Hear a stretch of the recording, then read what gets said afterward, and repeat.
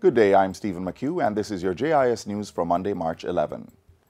Jamaica has met all targets under the International Monetary Fund's (IMF) precautionary standby arrangement. This review covers the period ending December 2018.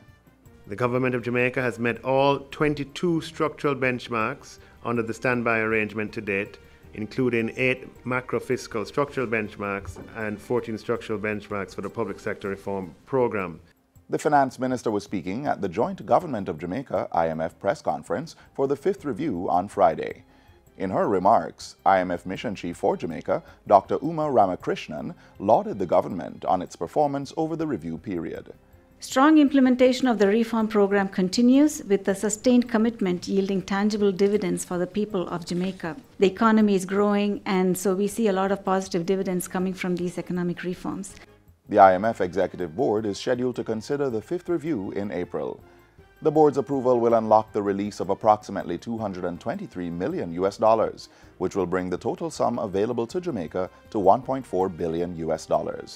Minister Clark says that barring unforeseen circumstances, the government will not need to draw down any of the funds available under the standby agreement, which he says is good news for Jamaica.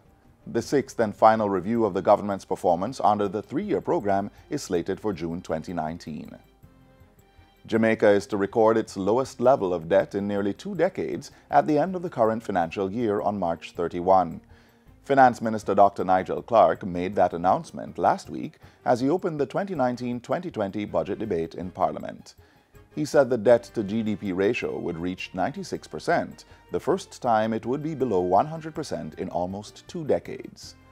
This is a national achievement of which all Jamaicans can be proud. Jamaica is the world's only example in recent times of a small country that has reduced its public debt by the equivalent of half of its gross domestic product in a short time frame, without handouts, without bailouts, or without bilateral debt support from friends or partners. Minister Clark said the achievement ranked among the country's greatest bipartisan successes.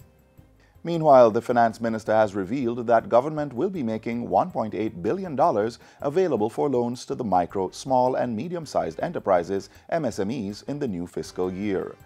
Dr. Clark says $1 billion of the allocation will be provided through the Ministry of Economic Growth and Job Creation, of which $600 million is to provide loan guarantees through a credit enhancement and loan guarantee fund to MSMEs who have limited or no collateral required to access loans. There's $400 million to finance risk capital financing for MSMEs, which is a 4-fold increase from the $100 million in 2018-19. The Ministry of Finance will make another $763 million available for microbusinesses with sales of less than $10 million, as well as for a line of credit between the ministry and the Development Bank of Jamaica. In other news, the Ministry of Labour is moving to address some of the issues affecting productivity and growth. Portfolio Minister Shahini Robinson says the work will be done through the Productivity Centre.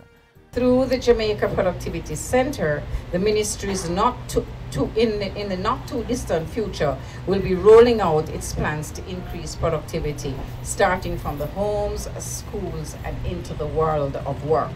Minister Robinson was speaking at the recent opening of the Hanover Parish Office. She said strategies would examine ways to deal with matters such as transportation, ease of conducting business transactions, and activities at the workplace.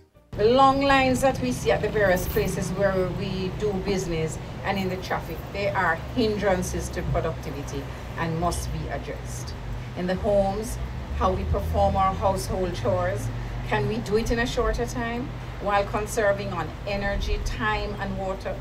These are some of the issues we intend to look at as a ministry in our bid to enhance productivity and, by extension, increase our GDP and our standard of living. The local government ministry will be expanding its funding for educational assistance come April.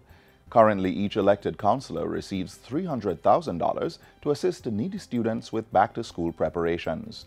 That amount is to be increased to $500,000. Portfolio Minister Desmond McKenzie says each poor relief department will also be granted $1.5 million for educational provision. We want dons for education, not dons for badmanism. And it is our responsibility, ladies and gentlemen, to save this generation of young people who continue to excel, continue to show potential. The local government minister was addressing the recent Board of Supervision's awards ceremony in St. Anne. It recognized the children whose parents were clients of the board. 64 students received awards for high academic performance in the 2018 Grade 6 Achievement Test, CAPE and CSEC. The Board of Supervision was established under the Poor Relief Act to supervise and monitor the delivery of the poor relief services through municipal corporations. And finally, government will be spending $20 million this fiscal year to provide solar energy to schools. The solar energy project aims to reduce current electricity bills at the targeted schools by between 40 to 70%.